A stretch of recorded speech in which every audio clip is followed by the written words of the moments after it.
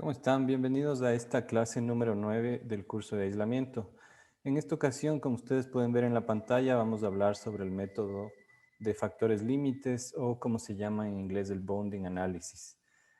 Básicamente vamos a utilizar como referencia el AC716, que es donde ya se incluye desde esta versión el método, y un nuevo manual que es del MCER 15005 de McVitie y Constantino, que es donde se muestra un ejemplo específico para el caso de edificios de este método.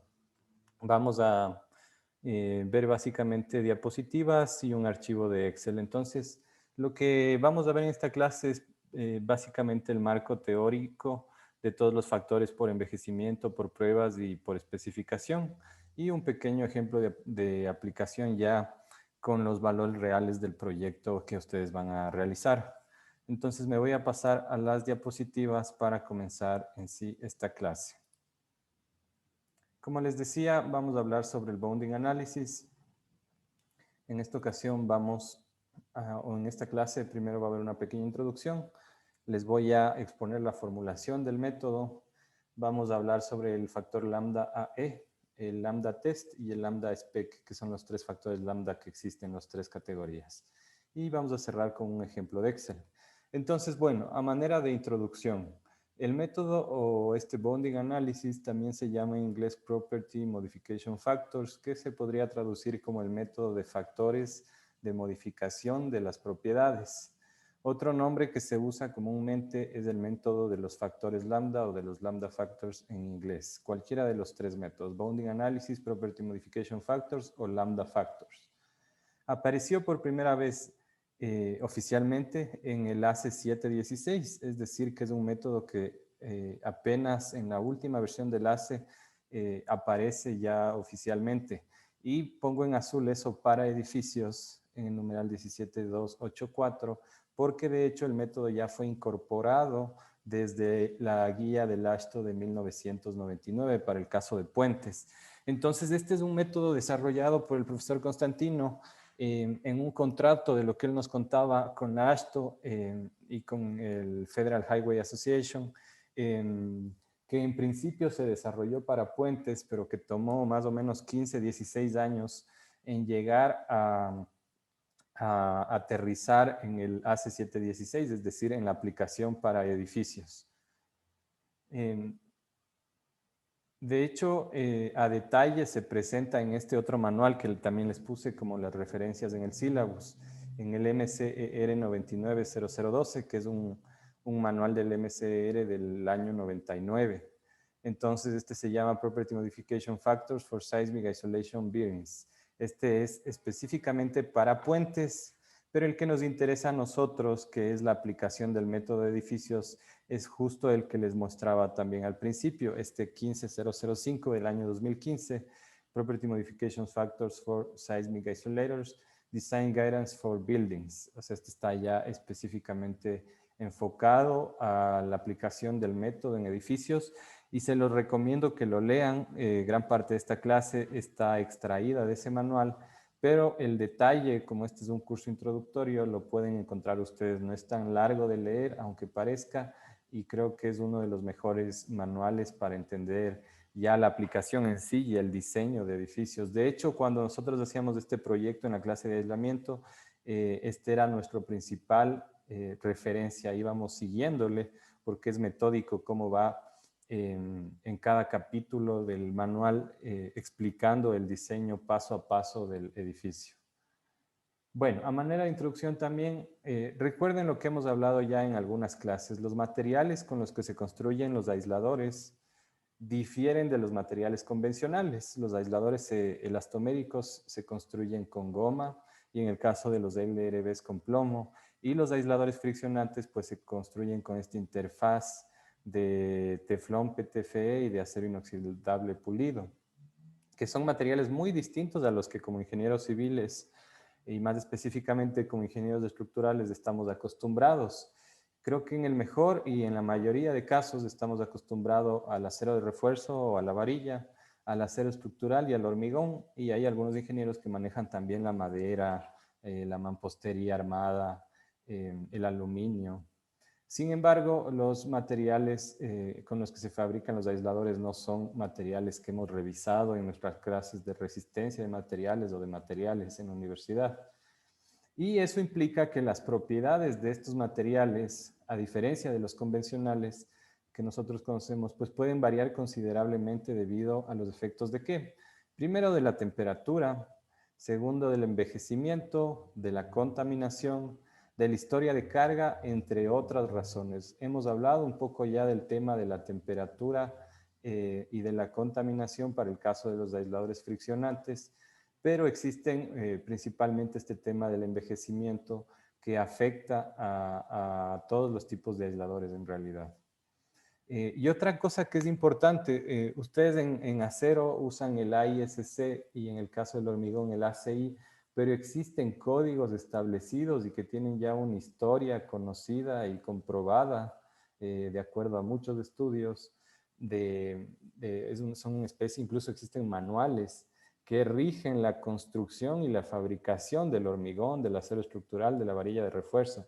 Eso no pasa tal vez un poco por el tema de que son materiales propietarios o al menos los procesos de construcción son propietarios, y con propietarios me refiero a específicos y son secretos de cada fabricante hasta cierto punto, pues no existe en el aislamiento sísmico un estándar o una norma que regule la fabricación de los aisladores, no existe un ACI o un ISC para aisladores, sino que los detalles de la fabricación de estos varían de un fabricante a otro y de hecho suelen ser los secretos de las fábricas. Les voy a poner un ejemplo. En el caso de los aisladores del triple péndulo, lograr esas fricciones con el pulido del acero inoxidable es uno de los secretos de las fábricas. Y en el caso de los aisladores elastoméricos, especialmente los LRBs, pues el proceso de vulcanización, como juntan el acero, las placas, los steel shims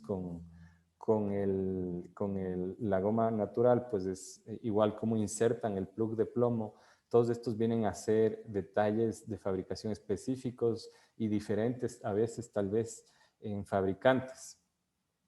Eso hace que, por supuesto, el desempeño y la calidad de aisladores, incluso idénticos, pero fabricados por distintas compañías, pueda variar considerablemente. Y por eso es que es necesario, o bueno, por todo lo que hemos expuesto, es necesario, y de hecho por eso el AC 716 ya lo requiere, el cálculo de las propiedades nominales, es decir, de las propiedades promedio, podremos decir, y de factores de modificación, que son estos llamados lambda factors o factores lambda, para cada proyecto en específico. ¿Y cómo se lo hace o cómo se requiere en el ACE? Pues se pide que, por ejemplo, si su proyecto tiene 100 aisladores, ustedes tienen que fabricar 102 aisladores, y estos dos aisladores adicionales que se les denomina prototipos son aisladores idénticos a los que se van a usar en el proyecto, pero que se usan específicamente para destruirlos, es decir, específicamente para llevarlos a su comportamiento más allá del límite. Se los prueba en las peores condiciones y son con los dos aisladores que se experimenta un poco lo que o cómo se experimenta, y con esto se sacan estos factores de modificación. De hecho, existen otras pruebas que se llaman pruebas de producción que se les hace dependiendo de la norma, pero en el caso de la norma americana, al 100% de los aisladores para comprobar la calidad de ellos. Y si ustedes se fijan, esto es súper importante porque eso nos brinda, creo yo, una seguridad adicional en el material que estamos usando. Como nosotros, como ingenieros civiles, estructurales, no conocemos estos materiales, pues fabricamos dos aisladores más en cada proyecto y probamos estos dos aisladores. Y a los otros 100 aisladores, en el ejemplo que yo les ponía de este proyecto, pues a los otros 100 también los ensayamos, no al límite como estos dos prototipos, pero también los ensayamos. Es decir, imagínense ustedes que en un edificio convencional de base fija de acero estructural, en el que ustedes tienen, me invento, 10 toneladas de acero, prueben cada pieza de acero estructural, cada columna y cada viga para ver la calidad, y que además de eso saquen un porcentaje X del acero estructural de ese edificio y le lleven a pruebas dinámicas en su estado más allá del límite, como yo les decía. Entonces, yo creo que eso nos da en los sistemas de aislamiento sísmico una garantía adicional que no tenemos en la construcción convencional. Pero obviamente esto viene de la mano de que son materiales que no manejamos y que al momento del estado del arte de esta tecnología, pues están fabricados con secretos de cada compañía y que pueden variar considerablemente. Un poco toda esta incertidumbre es la que toman en cuenta estos factores. Y otra cosa que es importante decir, que ya les mencioné en la diapositiva anterior, es que a pesar de que ustedes pueden decir si se van al AC710 no van a encontrar el método del bounding analysis, pero si revisan el AC716 ya lo encuentran y uno puede llegar a pensar de que es un método muy nuevo y tal vez tener un poco de desconfianza, a pesar de que los americanos para poner algo en la norma lo estudian mucho, pues quédense tranquilos porque es un procedimiento que está desarrollado ya desde 1999, ya tiene cerca de 15, 16 años de prueba y error. Y eso es lo que ya se ha implementado en esta última versión y seguramente se va a mantener en las próximas versiones de la norma. Un poco con esa introducción, entendiendo a nivel general de qué se trata o de dónde nace la idea de este método, pues les voy a hablar sobre la formulación en sí. Y ojo que ahora ya estamos hablando del diseño, porque todo lo que hemos visto hasta ahora tal vez está enfocado al análisis en específico de las propiedades de cada tipo de aislador, pero este método ya está enfocado al diseño en sí. Entonces, los factores lambda o factores de modificación de propiedades, como les conté que también se llaman, se usan para definir propiedades límites superiores y propiedades límites inferiores. En inglés las propiedades límites superiores son el upper bound y en español las propiedades, y en inglés las propiedades límites inferiores son el lower bound. ¿De qué? Pues de las propiedades nominales del sistema de aislamiento. Entonces, ¿para qué se usa esto? Para el análisis y diseño de edificios y se usaba ya, en puentes aislados sísmicamente. Entonces, no se olviden estas dos palabras, el upper bound o los límites superiores y el lower bound o el límite inferior. Si es que ustedes se fijan, ahí tenemos la típica curva fuerza-desplazamiento de un aislador, como las que hemos venido viendo en toda esta clase, y la curva que está en el centro, o mejor dicho, la histéresis que está en el centro, pues es la de las propiedades nominales. Es decir, esta es la que ustedes van a sacar de las pruebas que realizan en esos dos prototipos. Sin embargo, tienen aquí otra gráfica que está en línea punteada, que se viene hasta acá y luego sube, está como traslapada con el otro gráfico, que dice upper bound. Y por ejemplo, la rigidez efectiva que yo estoy sacando acá tiene un subíndice V, que es de upper bound, es decir, de propiedades límites superiores. Y el desplazamiento máximo también tiene este subíndice V. Y algo que se pueden comenzar a dar cuenta es que el desplazamiento máximo de la gráfica del límite superior es menor al nominal y por supuesto menor al del límite inferior. Sin embargo, la fuerza de este upper bound es la mayor de todas. Y ahora fíjense en cambio en esta gráfica que está sombreada, que está delimitado por esta línea punto raya, punto raya. En cambio este es el lower bound. Y tienen una fuerza, la más pequeñita de las tres gráficas, de hecho, pero tienen un desplazamiento que es el más grande. Y con esto les adelanto algo. El límite inferior, el lower bound, de hecho se utiliza para sacar el desplazamiento máximo. En cambio, el límite superior, el upper bound, se utiliza para sacar el cortante máximo. Entonces, ese es una primera cosa importante dentro del diseño ya. En el 99% de los casos, porque tal vez en aisladores friccionantes de fabricantes reconocidos, estos valores, estos lambda factors son tan pequeñitos que ustedes están muy por encimita de los factores nominales o muy por debajo de los factores nominales en caso del lower bound. Entonces yo les decía, las propiedades límites superiores y las propiedades límites inferiores, es decir, el upper bound y el lower bound, vienen de multiplicar las propiedades nominales o las propiedades promedio por los factores lambda máximo y mínimo respectivamente.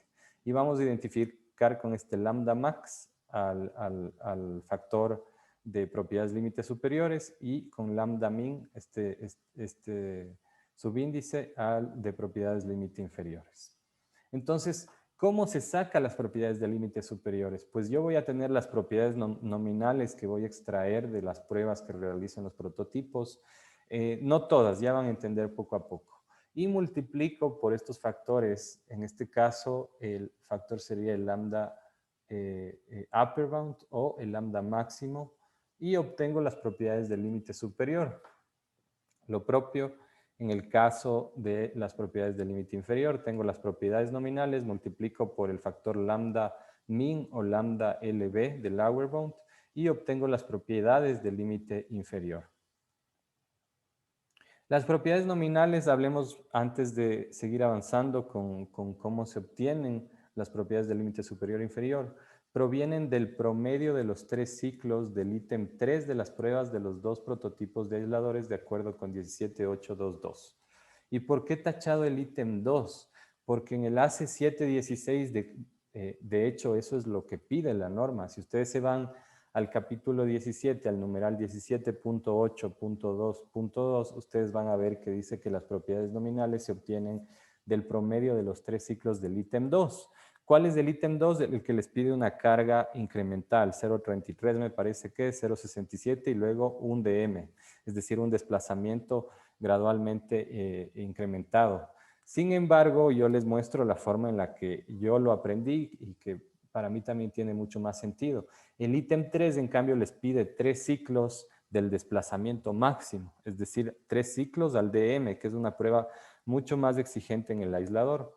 Entonces, yo les enseño de la manera que yo lo aprendí. Entonces, las propiedades nominales se sacan como el promedio de cualquier propiedad que sea. Ustedes pueden estar hablando del módulo de corte G, pueden estar hablando del KD, que es la rigidez poselástica, pueden estar hablando del sigma L, pueden estar hablando de cualquier propiedad, tanto en el caso de elastoméricos como en el caso de friccionantes, de la fricción, del coeficiente de fricción en realidad. Se saca como el promedio de los 3 ciclos del ítem 3, es decir, a un desplazamiento de m. Y les voy a mostrar un ejemplo. Este es el caso de las pruebas del aislador elastomérico que vamos a utilizar para nuestro proyecto. Lo que ven ahí es este aislador 12186 y esta es la prueba N, porque existen varias pruebas hechas en estos aisladores. En su momento yo les voy a pasar estas pruebas. Y yo lo que tengo aquí son los 3 ciclos de las pruebas. De hecho, en este gráfico que ya les muestro están los 3 ciclos en el mismo gráfico. Pues lo que he hecho en este caso para mostrarles es sacar la rigidez poselástica, me parece, sí, la rigidez poselástica, que tal vez, no sé si alcanzan a ver en esta parte, pero el valor está aquí. De hecho, me dice KRA 1.2576 de esta línea punteada.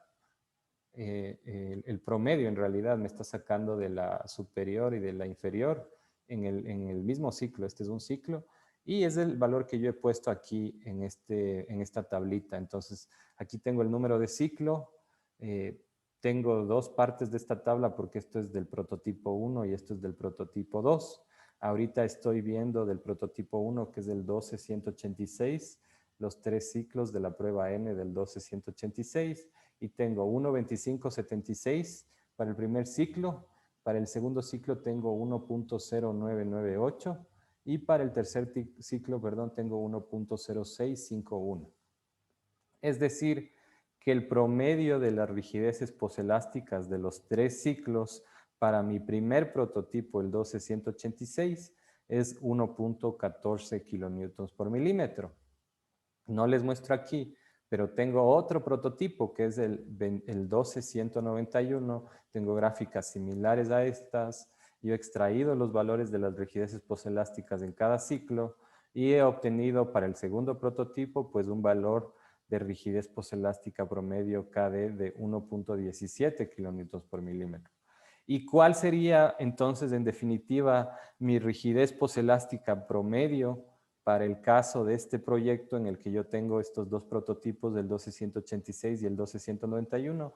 Pues el promedio de 1,14 y de 1,17, es decir, 1,16 kilonewtons por milímetro. Ese sería mi KD nominal en este caso. Y una vez que he explicado eso, ahí sí podemos ir a ver cómo se sacan los lambda max, el lambda v y el lambda min o el lambda lv. Las propiedades límites superiores e inferiores provienen de multiplicar las propiedades nominales, que es lo que ya vimos, por los factores lambda, sean el máximo o el mínimo, respectivamente. Pero, y la gran pregunta es, ¿por qué se usan? Eh, Algunas de las razones ya les he venido contando en las diapositivas anteriores, por ejemplo, el hecho de que son materiales que no están a nuestro alcance o no son completamente de nuestro conocimiento como ingenieros civiles. Pues les voy a dar otras razones. La primera de ellas es que no se conoce cuándo va a ocurrir el sismo en la vida útil del edificio. Por lo tanto, ustedes no van a conocer o no pueden conocer el estado del aislador cuando el sismo ocurra. Pueden ser que si su edificio comienza a funcionar desde el día de mañana, el sismo sea pasado mañana, perdón, como puede ser que ocurra de aquí a 25 años, como puede ser que ese edificio aislado nunca llegue a haber un terremoto. No conocen entonces el estado del aislador cuando ocurre el sismo. Si ocurre de aquí a 25 años, seguramente, o mejor dicho, 100% seguros que van a haber efectos detrimentes para el aislador producto del envejecimiento, de la contaminación, de la temperatura ambiente, entre otras. Y esta razón nos lleva a la primera categoría de factores lambda que ya les voy a contar. La segunda razón es que el modelo de análisis podría asumir que los valores nominales de los distintos parámetros que gobiernan la curva de fuerza de deformación se mantienen constantes. Es decir, asumen un valor constante de G, asumen un valor constante de KB, asumen un valor constante en el caso de aisladores friccionantes del coeficiente de fricción, cuando en realidad estas propiedades cambian instantáneamente durante el sismo.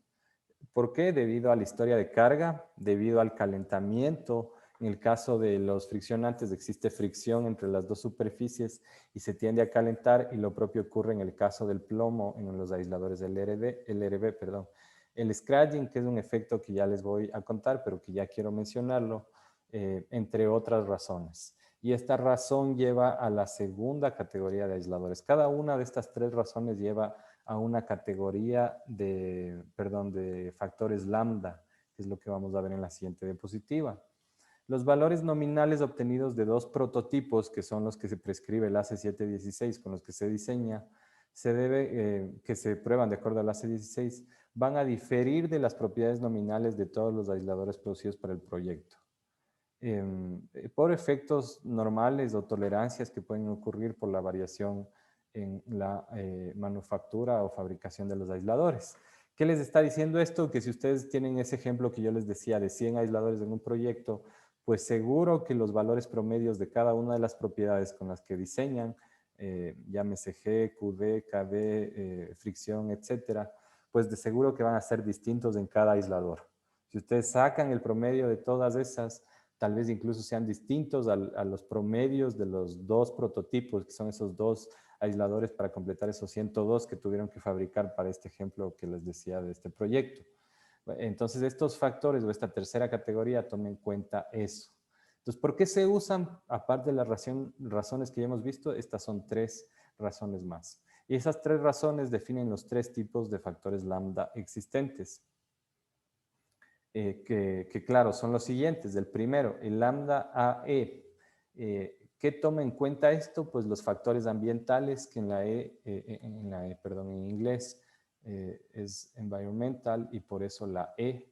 Y de envejecimiento, que es de aging, y por eso la A. Coincide que aquí es justo al revés que en el español. La E se vuelve ambiental, que es igual que el aging, con la A al principio, y envejecimiento tiene la E de environmental, pero en cambio acá es aging en inglés. Ustedes lo pueden interpretar así, pero en realidad es el lambda E, la A es por aging y la E es por environmental. Entonces, no sé si se acuerdan, esa primera razón que vimos era, no se conoce el estado. Entonces aquí está el envejecimiento, que era el aging, y todo esto viene a ser la, la, la environmental, es decir, contaminación, temperatura ambiente y otras causas que están ahí. Existe entonces un lambda AE máximo y un lambda AE mínimo. El siguiente o la siguiente categoría son los factores lambda test, que toman en cuenta cosas como el calentamiento, la historia de carga y este término nuevo que ya lo vamos a explicar, que es el scratching. Entonces existe también un lambda test máximo y un lambda test mínimo.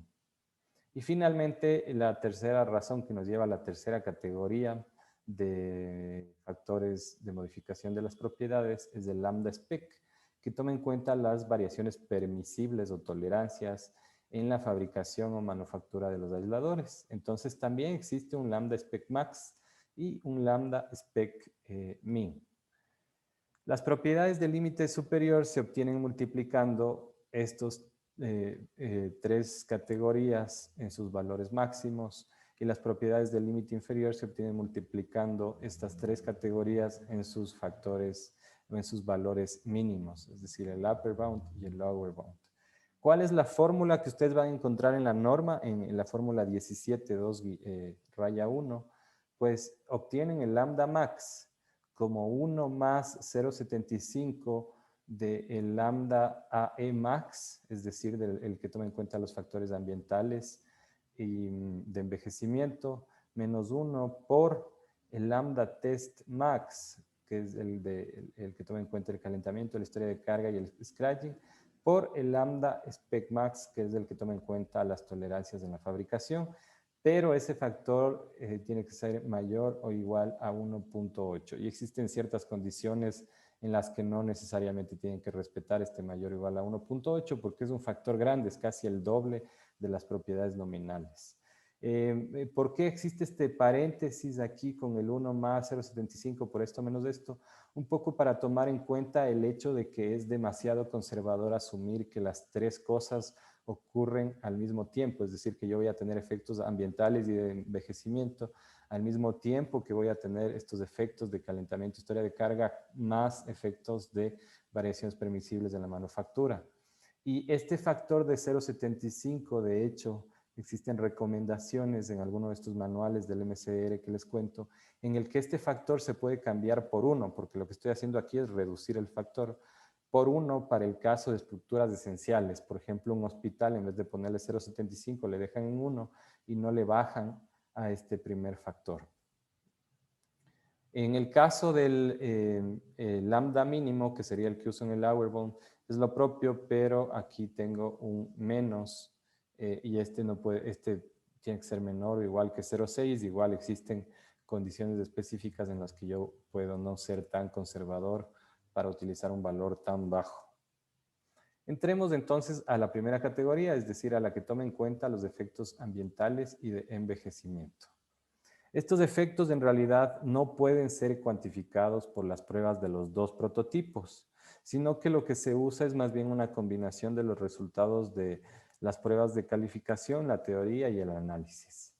Entonces, las pruebas de calificación son pruebas que tiene que hacer todo fabricante que quiere vender aisladores en los Estados Unidos de acuerdo a la AC716. Existen también pruebas de producción, que son las que se hace al 100% de los aisladores, y pruebas de prototipo, que son las que se hace a los dos prototipos. Las pruebas de calificación son las que sirven para que se califique un fabricante y pueda vender aisladores. Entonces, en base a todas las pruebas que ya se han hecho de distintos fabricantes, a la teoría y el análisis, se definen estos factores lambda. Estos factores lambda, como ya les dije antes, pero ahora lo vamos a ampliar un poco más, toman en cuenta, pero no se limitan a lo siguiente: el envejecimiento, el flujo plástico, el creep, la contaminación, la fatiga y los efectos de la temperatura ambiente. También entra ahí el desgaste acumulado de las superficies de contacto. Se asume, y perdón, antes de esto marqué en rojo envejecimiento y contaminación porque esos son tal vez los principales y los que nos vamos a enfocar en la siguiente diapositiva. Se asume que no existe un movimiento excesivo de los aisladores por cargas de viento, por ejemplo, o más bien dicho, por cargas de servicio. Es decir, se asume que los aisladores están diseñados de tal forma que no se están moviendo constantemente y por lo tanto desgastando con cargas de servicio las superficies de contacto. Se asume también que los aisladores no están expuestos a temperaturas extremas o a sustancias dañinas. Es decir, que estamos en temperaturas dentro de lo normal, que sería el caso de nuestro país. Son generalmente iguales o mayores que la unidad, es decir, que el lambda AE max siempre va a ser mayor que 1 y que el lambda AE va a ser igual a 1. Podría ser menor a 1, pero en este caso vamos, o les estoy contando que este factor lambda AE mínimo es 1. En el caso de los aisladores elastoméricos, para ir un poco entrando ya en el cálculo en específico, pues el envejecimiento depende del compuesto del caucho y de la calidad del proceso de vulcanización y curado. Acuérdense que la vulcanización era este proceso físico-mecánico en el que se juntan las capas de caucho y las capas de acero, las cuñas de acero, los steel shims. Pues depende del compuesto, porque en ese caucho yo les decía se mete estos fillers, que es el carbón negro y otras sustancias. Eh, entonces depende de cuántos compuestos se agregan y de la calidad en ese proceso para el envejecimiento que van a tener estos aisladores. De hecho, con el paso del tiempo, el elastómero se tiende a endurecer porque existe un proceso continuado de vulcanización. No es que ustedes vulcanizan o el fabricante vulcaniza y ya, sino que existe un proceso obviamente a mucho menor escala continuado de vulcanización. Y eso hace que, ¿qué pasa si es que el elastómero se endurece? Pues KD, la resistencia poselástica, y QD, la rigidez poselástica, y QD, la resistencia característica, se van a ir incrementando. Fabricantes experimentados pueden garantizar valores del módulo de corte de G de entre 0.5 y 1 megapascal, que son los valores que yo les di en esas clases como referencia. Y en ese caso el lambda AE es, el máximo es 1.1. Sin embargo, cuando hablamos de fabricantes inexpertos o de los cuales no conocemos mucho, y también para el caso de compuestos de bajo módulo de corte, cuando el módulo de corte es menor a 0.5 megapascales, que yo sí me he topado con este tipo de aisladores, pues el envejecimiento puede ser importante. ¿Por qué? Porque ese valor bajo de módulo de corte proviene de un proceso incompleto de curado del elastómero. Y en ese caso, el lambda AE max se especifica como un valor mucho más grande porque existe más incertidumbre, de 1.3. En el caso de los LRB, por otro lado, el plomo se especifica con casi bueno, de hecho un 99.99% de pureza y por tanto no experimenta envejecimiento durante la vida útil de la estructura. Y en ese caso el lambda AE máximo y el lambda AE mínimo es la unidad, toma un valor de 1. Esta es la tablita importante. En esta tabla ustedes tienen, les voy a explicar 3 casos. El primer caso es que no tienen pruebas de calificación. El segundo caso es que tienen pruebas de calificación y pruebas de prototipo. Y el tercer caso es que tienen pruebas de calificación, de prototipo y de producción. El primer caso sería como el primer prediseño.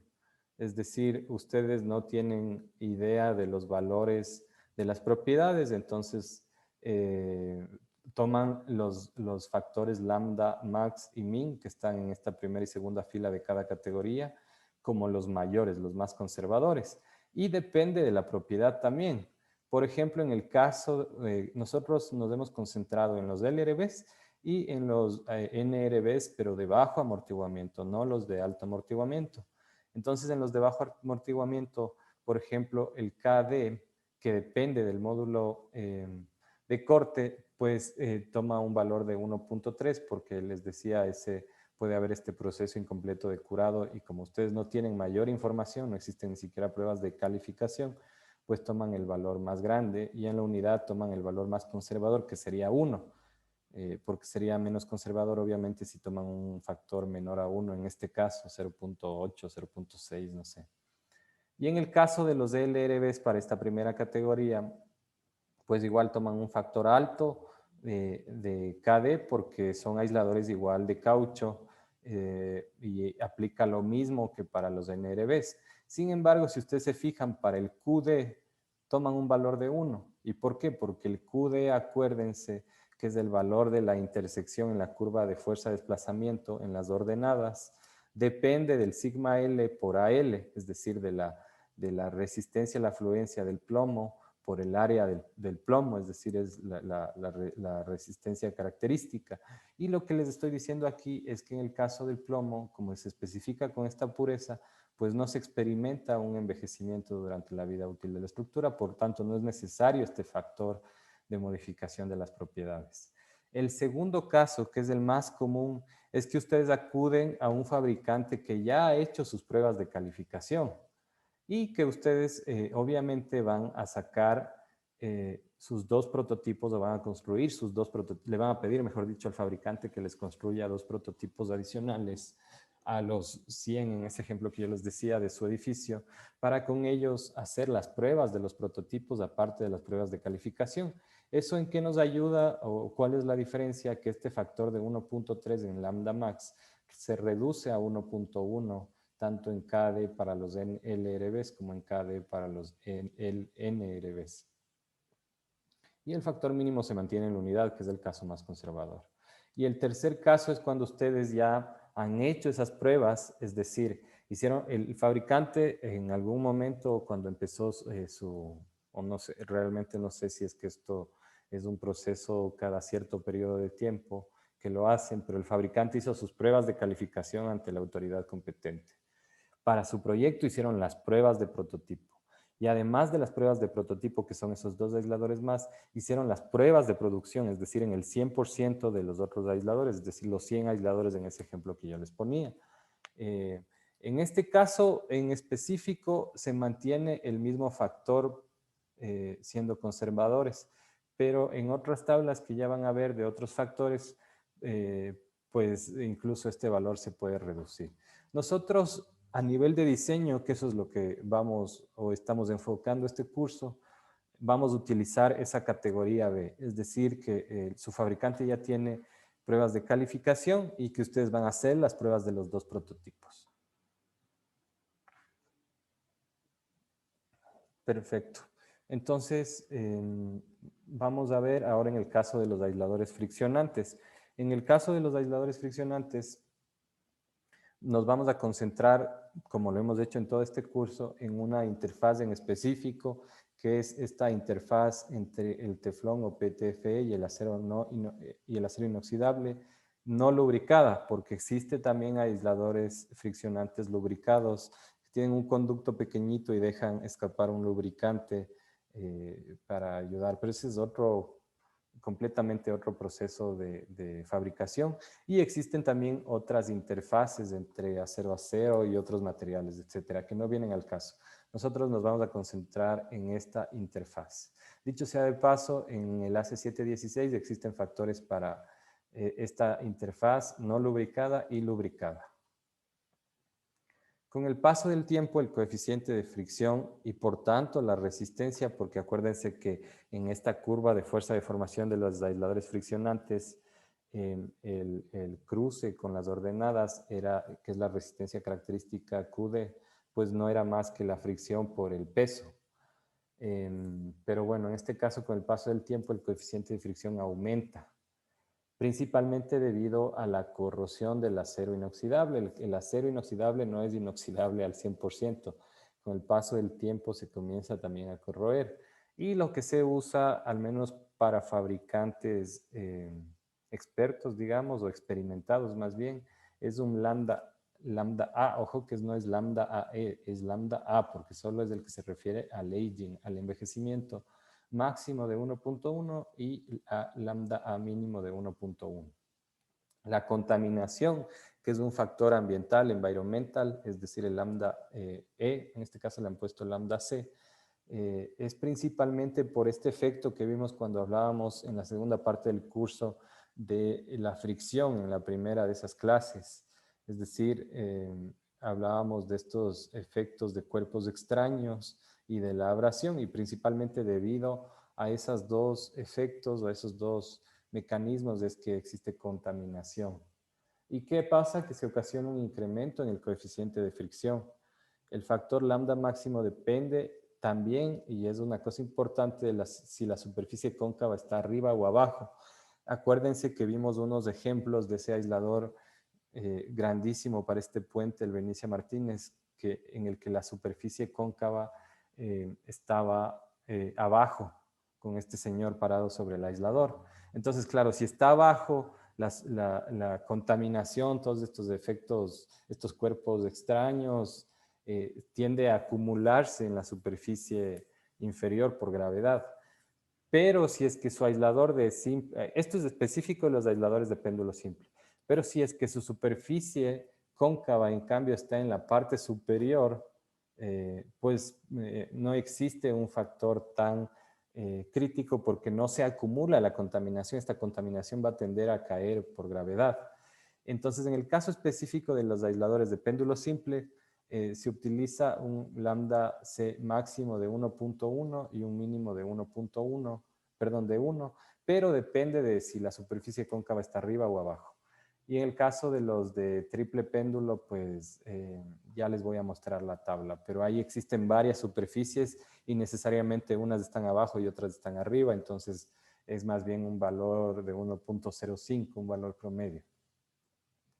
Por otro lado, la rigidez poselástica depende del radio efectivo, del REF. Acuérdense que era W sobre REF, la rigidez poselástica. Y por tanto, eso quiere decir que depende de la geometría. La geometría no va a variar con el tiempo. Eso es algo. Ustedes fabrican el aislador como sea que lo fabriquen, pero eso no tiene por qué variar, la geometría. Entonces, el lambda C max y el lambda C min son 1 en ambos casos. Y esta es la tabla de los lambda AE para el caso de aisladores friccionantes.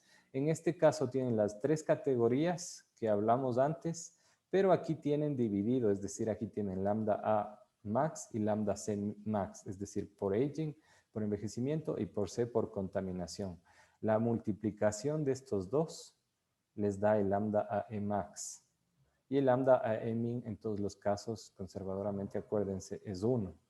Entonces, el único que está multiplicando aquí es el lambda AE max para sacar el lambda A y el lambda C para sacar el lambda AE.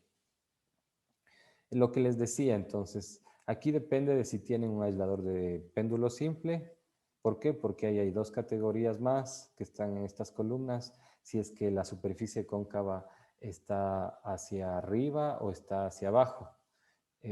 Y en el caso de aisladores de doble y triple péndulo, pues necesariamente tienen superficies de arriba y abajo, por tanto ya no aplica esa clasificación. Es más bien compuesto, como está aquí entre paréntesis. Entonces, fíjense en el factor por contaminación que yo les decía. Si es que está apuntando hacia arriba la cara cóncava, es decir, si es que está abajo, el factor es 1.1, pero si es que la superficie cóncava está direccionada hacia abajo, es decir, está arriba, pues el factor es 1 porque todos esos contaminantes tienden a caer por gravedad. Y en el caso de los de triple péndulo, en realidad es 1.05, es un valor medio entre estos dos. El lambda de aging era siempre 1.1, al menos para esta categoría B, y este 1.1 por este 1.1 es el que nos da este 1.21, que es el factor que usamos en este caso. Nuevamente nos vamos a enfocar, perdón, en este caso de que tenemos pruebas disponibles de calificación y de prototipos. Hablemos de la segunda categoría de factores lambda. Estos son los lambda test. Los lambda test toman en cuenta los cambios instantáneos de las propiedades que ocurren durante un sismo a través de pruebas dinámicas en dos prototipos de los aisladores que se van a producir para cada proyecto. Es decir, he resaltado pruebas dinámicas y he resaltado cada proyecto porque eso es lo que nos pide el ACE, que si yo ahora tengo un edificio no de 100 aisladores, sino me contratan para diseñar un edificio de un hospital ahora de 80 aisladores, pues tengo que hacer 82 y tengo que esos dos prototipos probarlos de manera dinámica. Y si es que lo hago de manera cuasi estática, pues tengo que aplicar unos ciertos factores para poder tomar en cuenta que el sismo ocurre de manera dinámica. Especialmente en aisladores friccionantes por el efecto de la velocidad. Bueno, en este caso sí vamos a utilizar nuestras pruebas en específico para calcular, ya no utilizando la teoría y las tablitas como hicimos en la primera categoría. En este caso sí vamos a utilizar ya los resultados de las pruebas para calcular estos factores. Los factores lambda de efectos de carga y calentamiento esterético, así se llaman en realidad, toman en cuenta pero no se limitan a lo siguiente: calentamiento, historia de carga, velocidad, scratching y variación en la carga vertical. He resaltado la velocidad y la variación en la carga vertical porque son los que aplican a aisladores friccionantes, y el scratching y el calentamiento aplican a aisladores elastoméricos, pero el calentamiento en realidad está en morado, no está ni en rojo ni en azul porque aplica a las dos, a elastoméricos y a friccionantes. Un recordatorio: acuérdense que vimos recién en una diapositiva que las propiedades nominales se obtienen como el promedio de 3 ciclos a un desplazamiento máximo de m en una prueba de los dos prototipos. Pues el lambda T max se obtiene como la relación entre el valor del primer ciclo para el valor nominal, es decir, para el promedio. Y el lambda T min pues, se obtiene como la relación entre el valor del tercer ciclo para el valor nominal. Y voy a repetir esto porque creo que es tal vez lo más importante de esta categoría. ¿Cómo se obtiene el lambda T max? Pues la relación entre el valor del primer ciclo para el nominal y el lambda T min el valor del tercer ciclo para el valor nominal.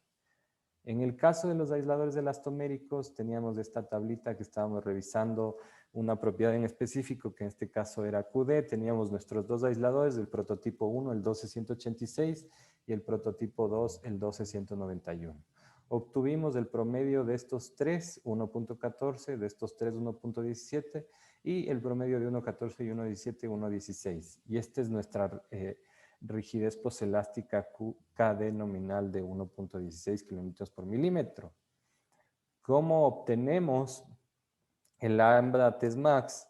Pues el promedio de 1.2576, que es el valor del primer ciclo del primer prototipo, y 1.2851, que es el valor del primer ciclo del segundo prototipo, el promedio dividido para 2, y eso dividido para nuestro valor promedio de los promedios, o nuestro valor nominal de 1.16. ¿Qué nos arroja este? Obviamente este promedio es mayor que 1.16 y el lambda T max en este caso es 1.10. Y el lambda T min, en cambio, es el valor del tercer ciclo, 1.0651 más 1.1023 dividido para 2, porque estoy sacando el promedio de los dos prototipos, y eso es menor que 1.16, por tanto mi factor es menor a 1, 0.93. Acuérdense que yo les decía que este factor lambda test, uno de los principales contribuyentes de este factor, pues es primero el scratching. ¿Y qué es el scratching? Por fin lo podemos definir. Es un efecto de degradación o reducción temporal, ojo con la letra cursiva, en las propiedades de rigidez causado por cargas cíclicas y que ocurre exclusivamente en aisladores NRB de bajo amortiguamiento y en aisladores LRB. Y el scratching no es más que, si ustedes se fijan, en el primer ciclo existe esta baja repentina en comparación al segundo, y del segundo al tercero pues ya no es tan marcado, y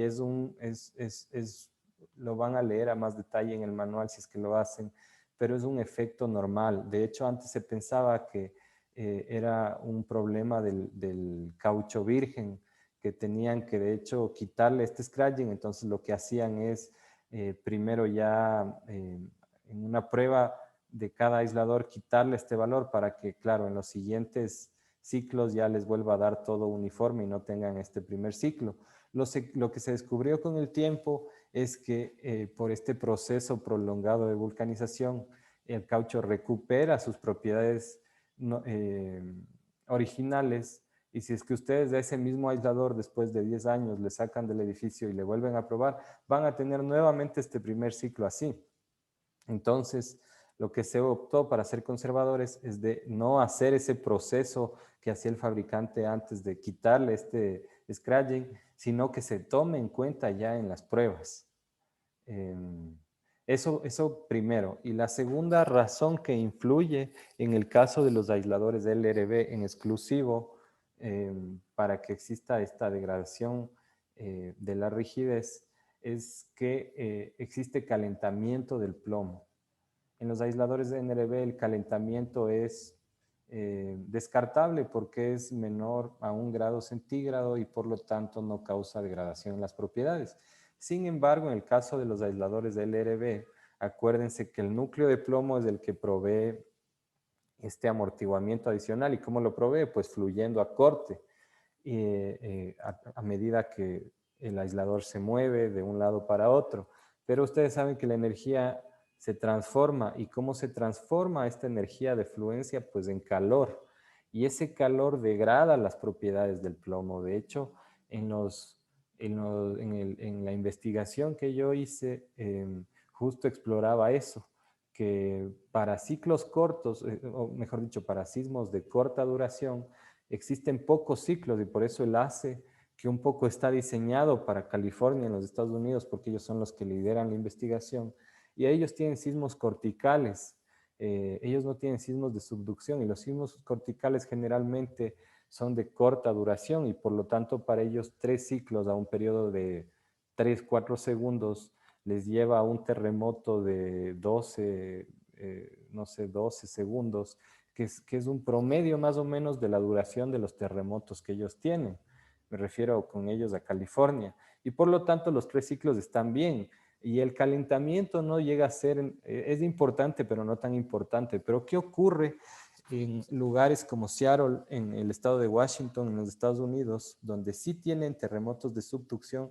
Y por supuesto en países como los nuestros, en Colombia, Ecuador, Perú, Chile, donde nos caracterizamos en la costa por terremotos de subducción, pues ¿qué pasa? Que los terremotos de subducción, un poco por la magnitud de los eventos y por la longitud de la ruptura de la falla, tienden a ser o son más bien mucho más largos, y eso implica que se requiere más ciclos, y a medida que hay más ciclos el calentamiento es más grande y por tanto la degradación del material es más grande. Los aisladores de plomo me parece que llegan hasta 327 grados centígrados antes de derretirse, y yo llegaba a ver sismos en los que tenía más de 11 ciclos y que por tanto ya llegaba a esa temperatura, o llegaba muy cerca o llegaba a esa temperatura de 327 grados centígrados, es decir que básicamente el plomo dentro de ese aislador ya se derretía. Hablemos sobre estos factores lambda test, pero para el caso en específico ahora de los aisladores friccionantes. Esta primera parte es la modelación explícita, que es justo la que yo en algún momento en esa clase les explicaba que se puede hacer en el OpenSys. No se puede hacer en el SAP, con excepción de la velocidad, pero en el OpenSys se pueden hacer las tres, y es la influencia de ¿qué? De la presión, de la velocidad y de la temperatura. No sé si se acuerdan esta diapositiva, ya la vimos, era la variación de la fricción en el tiempo para este sismo en específico. Y ustedes ven que si bien empecé con un valor de fricción del 6%, terminé con un valor de fricción de la tercera parte de ese valor, es decir, de casi el 2%. ¿Por efectos de qué? Por efectos de la presión, es decir, de la variación en la carga vertical, de la velocidad y de la temperatura. Pero no de la temperatura ambiente, sino de la temperatura que se va incrementando en la fricción entre las dos superficies. Entonces, Acuérdense que yo les mostraba las fórmulas con las que se calcula esos factores Kp, Kb y Kt y que finalmente son los que se multiplican y afectan al factor de fricción o al coeficiente de fricción inicial para tener el coeficiente de fricción y su variación en el tiempo. En el OpenSys ustedes pueden tomar en cuenta esto explícitamente. Y estos factores Kp, Kt, Kb se pueden traducir como los factores lambda que nosotros estamos averiguando. Y de hecho la forma de hacerlo implícitamente es nuevamente a través de lo que ya vimos. En este caso les muestro lo mismo, dos prototipos, el prototipo 1, el prototipo 2, 3 ciclos ADM cada uno. Tengo los coeficientes de fricción de en este caso de la superficie externa, es decir, de la superior, creo que es un aislador de triple péndulo, y tengo los valores de fricción calculados o medidos, no me acuerdo, para los 3 ciclos. Y yo saco el nominal como el promedio de estos, de estos 3 ciclos me refiero de cada prototipo, y luego este promedio de 0.05 y de 0.044, y tengo un coeficiente de fricción nominal de 0.047. Como saco el máximo, nuevamente, el primer ciclo, que sería el promedio de los dos prototipos, 0.055 y 0.05, eso dividido para 2, el promedio, y dividido para el nominal. En este caso tengo un factor lambda test max de 1.12 y un lambda test min con el tercer ciclo, 0.047 y 0.037. Aquí hay un error. Claro, aquí debía ser 0.037 y esto dividido para 0.047. Entonces seguramente aquí me va a dar 0.047, 0.047 me va a dar 0.047, me va a dar 1 en este caso el lambda test min. Y esa es la prueba. De hecho, esta es una prueba real de un aislador que colocamos en un hospital en Ecuador y el fabricante nos da ya estos valores de fricción que me parece que son los que les estoy yo mostrando acá arriba. Y finalmente, la tercera categoría de factores lambda, que son los factores lambda spec, que acuérdense que yo les decía que toman en cuenta la tolerancia en la fabricación de los aisladores. Estos factores lambda de variaciones permisibles en manufactura, ese es el nombre oficial, digamos, toman en cuenta, pero no se limitan a la variabilidad natural en las propiedades, las variaciones en la fabricación y otras incertidumbres o contingencias. Las propiedades nominales de cada aislador y prototipos de un proyecto diferirán de las propiedades promedio de todos los aisladores producidos, de cada tipo dependiendo de la habilidad y la calidad y la expertise del fabricante. Estas son las pruebas de producción. Es lo que yo ya les decía, si ustedes sacan el promedio de los 100 aisladores en ese ejemplo, no van a ser necesariamente iguales al promedio de los dos prototipos o al promedio de cada aislador. Generalmente estos factores son definidos por el fabricante o en un conjunto entre el fabricante y el RDP, que en Estados Unidos es de este profesional registrado para el diseño, que es el profesional que está a cargo del proyecto, digamos. Entonces, aquí sí existe nuevamente una tablita y en este caso los factores que se usan en la categoría que a nosotros nos interesa es un 15% de tolerancia hacia arriba y hacia abajo. Entonces el factor es 1.15 para el máximo y 0.85 para el mínimo. En el caso de la categoría A, pues debería ser mayor esos valores.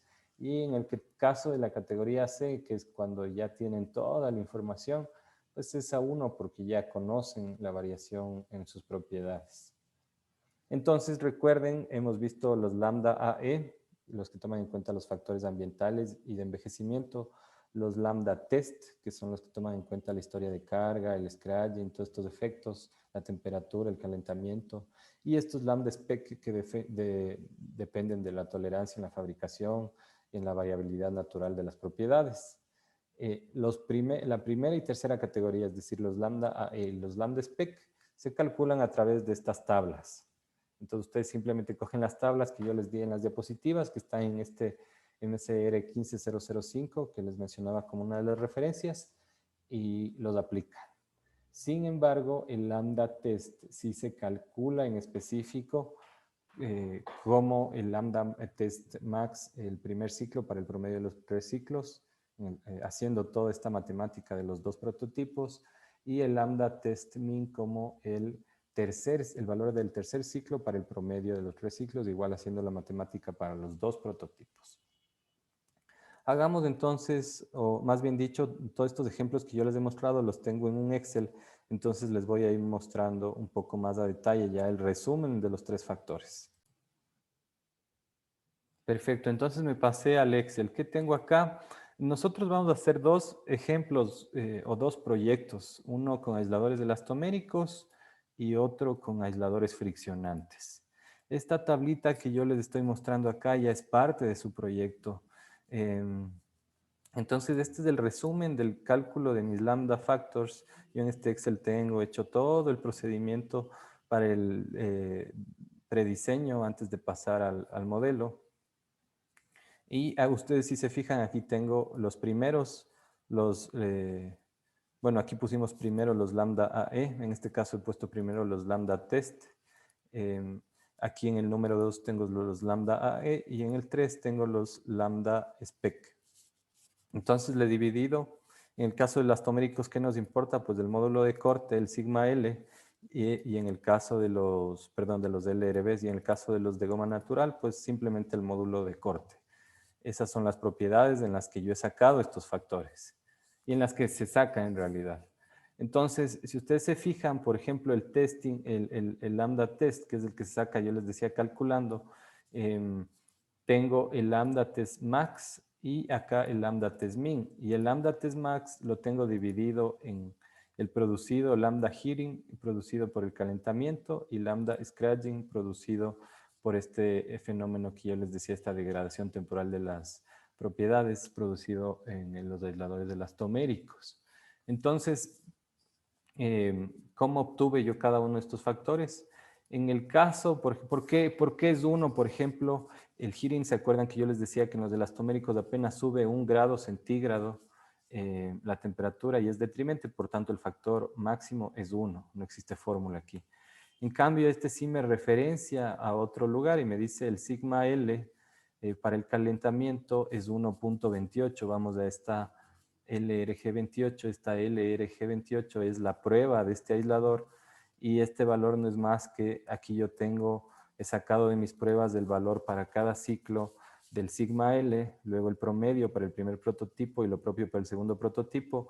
Luego he sacado el promedio de estos 2 promedios, es decir, ya la propiedad nominal, en este caso es 9.75 megapascales, y luego he cogido y he dividido el promedio de los valores del primer ciclo de ambos prototipos, es decir, el valor promedio del primer ciclo, que es 12.52, y le estoy dividiendo para mi propiedad nominal, que es 9.75. Obtuve un factor de 1.28, que es el que está reflejado aquí. 1.28 es mi factor lambda heating max.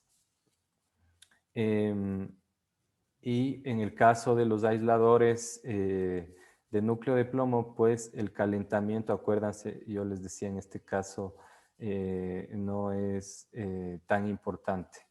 Entonces, en el scratching, lo propio he sacado, en realidad aquí saqué un valor que recomienda este manual, el MCR 15005, que es 1.3.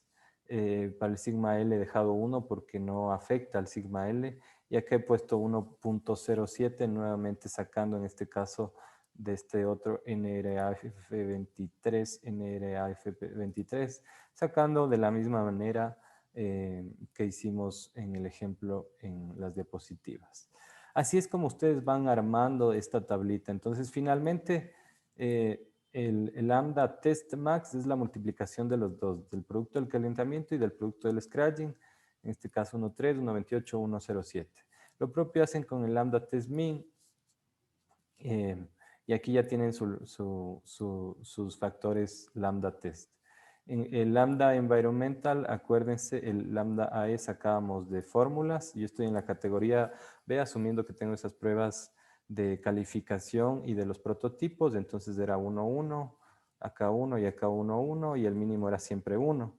Y en el caso de los lambda spec, pues era 1.15 y 0.85 para todos los casos, porque estoy tomando en cuenta un 15% de tolerancia. Y como obtengo, pues la fórmula que les presenté en una diapositiva era 1 más 0.75 por el lambda e menos 1 y luego por el lambda test y luego por el lambda spec, en este caso el máximo.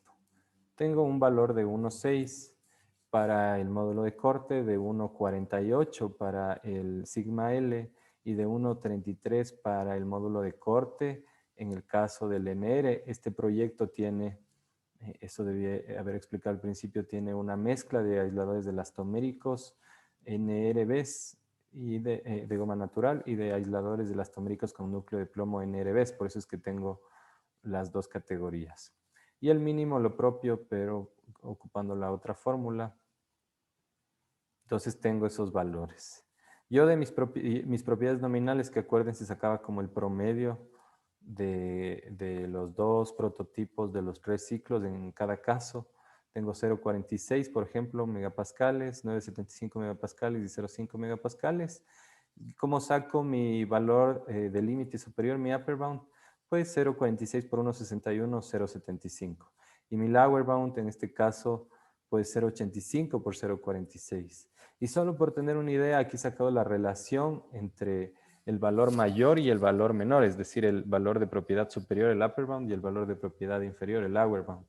Y tengo que ese valor es casi 2, la relación entre 0.75 y 0.39.